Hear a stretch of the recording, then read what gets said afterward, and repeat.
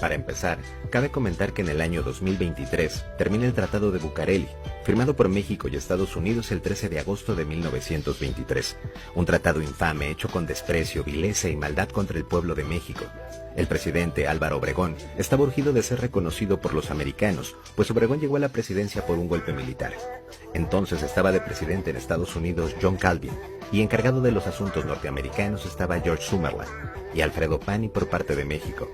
Estos últimos dos firmaron el tratado que, debido a ser tan infame, no fue aceptado por ninguno de los dos congresos. De esta manera, quedó como un tratado de buenos caballeros, el cual fue publicado en el periódico oficial el 26 de febrero de 1924.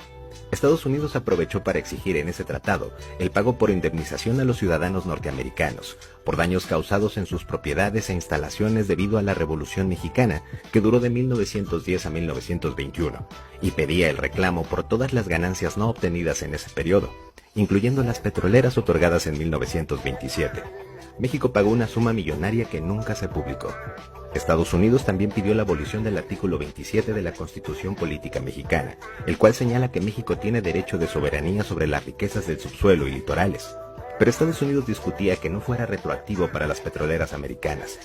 El tratado también le prohíbe a México producir maquinaria para sus propias industrias. Todo sería comprado a los Estados Unidos. Ahora vemos públicamente que por ese motivo Pemex nunca pudo adquirir maquinaria para la perforación y menos para la refinación. En lo educativo se le negó a los niños y jóvenes el acceso a la ciencia, a la tecnología y a la industria. México se vio en la necesidad de mediocrizar la enseñanza básica y superior por este tema.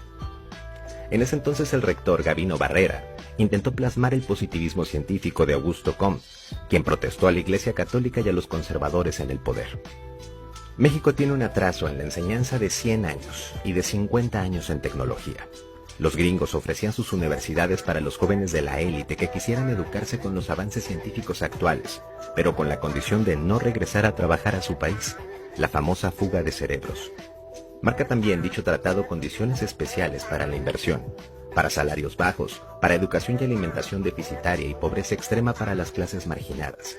Un ejemplo de esto fue cuando Raúl Salinas, bajo el amparo de su hermano, el entonces presidente Carlos Salinas de Gortari, dieron leche radioactiva traída de Chernobyl para su distribución en la CONASUPO, o la Compañía Nacional de Subsistencias Populares, que, como su nombre lo indica, se ocupaba de abastecer a la canasta básica a la población más vulnerable del país.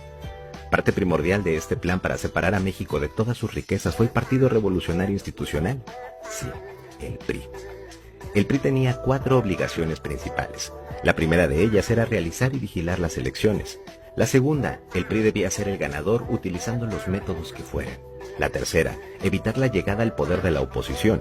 Y la cuarta, permanecer en dicho poder hasta el término del Tratado de Bucareli, así como vigilar que su Congreso aprobara todas las iniciativas que favorecían al capital norteamericano. Vemos un claro abuso sobre México que existe desde entonces.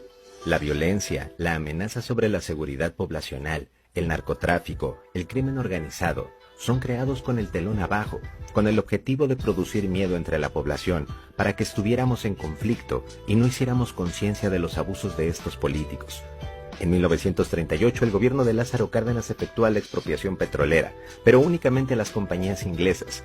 En 1964 con Gustavo Díaz Ordaz se permite la inversión en la educación mexicana. Se instauran turnos matutinos y vespertinos y se prostituye al magisterio, dándole poder político, y se olvida la impartición del conocimiento a los estudiantes. Dice Jean-François Boyer en su obra La guerra perdida contra las drogas, que al inicio del gobierno de Miguel de la Madrid, el Estado mexicano no disponía de fondos presupuestales para iniciar su gobierno, ya que su antecesor, José López Portillo, saqueó las arcas del Estado y las invirtió en España por sugerencia, o más bien por orden del gobierno estadounidense. Se dice también que en ese tiempo los Estados Unidos le pidieron a Miguel de la Madrid que recuperara ingresos del narcotráfico, cobrándoles a los cárteles el 20% de toda la droga que ingresaran a los Estados Unidos, comandados por Rafael Caro Quintero, Ernesto Fonseca Carrillo y Miguel Ángel Félix Gallardo. Una aceptación totalmente inmoral del gobierno priista que expuso desde ese momento la seguridad y la integridad de los mexicanos. Todas las fuerzas de seguridad federal, estatal y municipal fueron involucradas en el negocio sucio del narcotráfico. Quien criticaba al gobierno era hombre muerto.